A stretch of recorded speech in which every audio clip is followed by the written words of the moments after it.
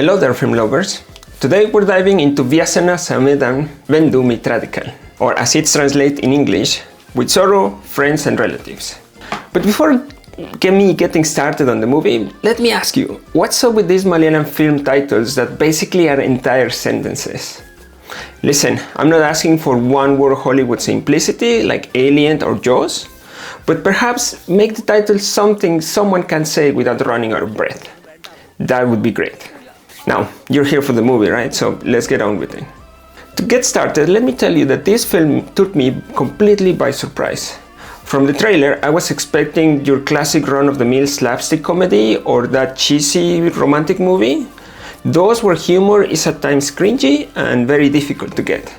What I got instead was a great display of dark comedy and satire that had me laughing harder than I have in ages. Now, let's break down why this film about a funeral is, ironically, so full of life. Set in a village in Tiruvananthapuram, the story kicks off with the wedding preparations for Anjali, played by Anaswara Rajan. Her parents are determined to marry her off to Akhil, who embodies the textbook definition of a toxic partner, distrustful, short-tempered, and with an ego the size of Kerala itself. Meanwhile, Anjali's college junior, Suhail, is persistently pursuing her, seemingly unable to comprehend the concept of rejection. The only ally Anjali has in this matrimonial mess is her grandmother, Sumitra, portrayed by the brilliant Malika Sukumaran. But as you're setting into what appears to be a conventional family drama, the grandmother, Anjali's ally, unexpectedly dies. And the film transforms into something that is entirely different. A chaotic, hilarious, and surprisingly poignant exploration of family dynamics when death comes knocking. What sets this film apart is the approach to what I call organized chaos. For 2 hours straight, there isn't a dull moment in this movie. The film thrives in creating a madcap environment that somehow feels completely authentic and relatable. Think of your own family gatherings, or the overlapping conversations, the long-standing tensions bubbling to the surface, the bizarre traditions that no one questions. Well, that is exactly what this film captures, and it does so with remarkable precision. Despite having a large ensemble cast, the film never feels overwhelming. Yes, there are many characters, but you are not sitting there with a notepad trying to remember who's who. Each character feels distinct and at the same time necessary, weaving into the narrative without requiring mental gymnastics to keep track of them. And yes, there is no clear protagonist here.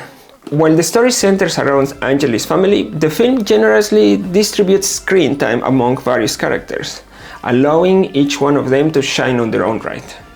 It is a refreshing departure from the hero-centric narratives that I think we've grown accustomed to. Cinematically, the film doesn't scream for attention, and that's precisely its strength. The camera work is superb. Without it being showy, it seamlessly transports you into situations, making you feel like you're standing in the room with these characters while they're having arguments or while they're having fun. The music department and the sound design deserve special mention. There are only a handful of musical pieces, but each one of them serves a purpose. There are no over-the-top dance sequences or musical interludes inserted to merely pad the runtime. Each note feels deliberate and it enhances the storytelling.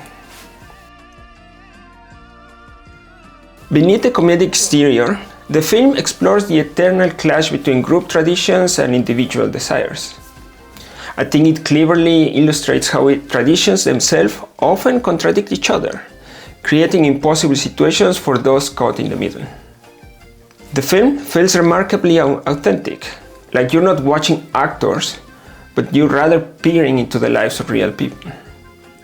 This authenticity allows the film to tackle serious issues like harassment, toxic relationships, and mistreatment of women. Now, a fair criticism would be that these issues aren't directly addressed throughout the movie. They're more like narrative devices than themes for exploration. However, I'm not convinced that addressing these societal ills was ever this film's primary objective. It is a comedy first, with just enough substance to give you something to chew on after the laughter fades. What truly elevates this film is how authentic it feels. Many comedies exist in a heightened reality, but Vyasana Sametham Bandhumithrakal feels like you're watching a real-life story unfold. Just the most entertaining bits of it. The film manages to be consistently funny without resorting to tasteless jokes or insensitive portrayals. Dark comedy and satire is a tightrope walk, especially when dealing with these themes like deaths and funerals. But the filmmakers navigate this challenging terrain with remarkable skill. And just when you think it's all laughs and giggles, the film delivers an emotional and fulfilling conclusion that ties everything together, I would say, beautifully. It's like being served a perfect dessert after an already satisfying meal. My verdict? Vyasana Sametham Bandhumithrakal is a rare comedy that delivers consistent laughs while still offering substance. It is a film that understands the delicate balance between humor and heart. And despite its lengthy title, which I'm pretty sure I still can't pronounce properly, this film offers a compact, engaging and thoroughly entertaining experience.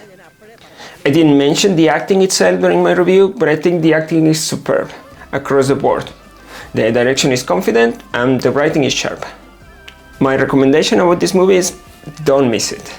This is exactly the kind of gem that I think deserves more attention, both locally and internationally, showcasing the rich diversity and talent of Malayalam cinema. It is proof that you don't need massive budgets or elaborate set pieces to create something special. Just authentic characters in relatable situations, handled with skill and wit. And that's it. That's it for today's review. If you've seen this film, drop your thoughts in the comments below. And if you haven't, well, what are you waiting for? Get on it.